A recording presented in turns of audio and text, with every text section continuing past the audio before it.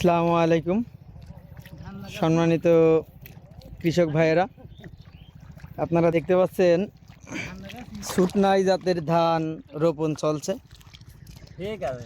এই ধানের জমিতে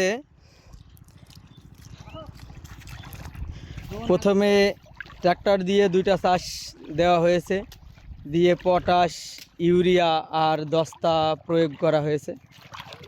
তারপরে 5 দিন পর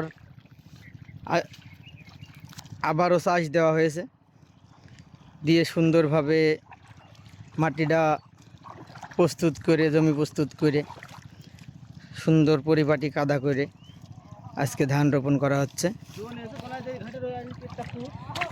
আপনারা দেখতে পাচ্ছেন যে ব্যস্ত সময় পার করছে চুয়াডাঙ্গার কৃষকেরা ধান চাষে। সুটনাই জাতের ধানে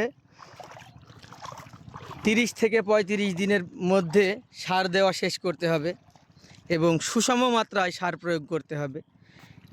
এই জাতের ধানে যদি বেশি পরিমাণ সারের মাত্রা হয়ে যায় তাহলে পরে ধান অতিরিক্ত পাতা হয়ে যাবে, ধান বালের সময়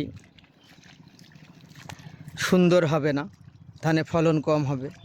আর যদি সুষম মাত্রায় সার দেওয়া হয় 30 থেকে 35 দিনের মধ্যে, তাহলে পরে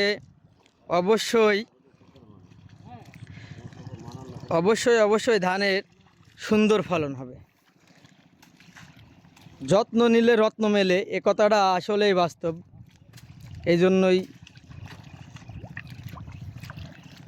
প্রত্যেকটা চাষেই সুন্দরভাবে যত্ন করতে হবে।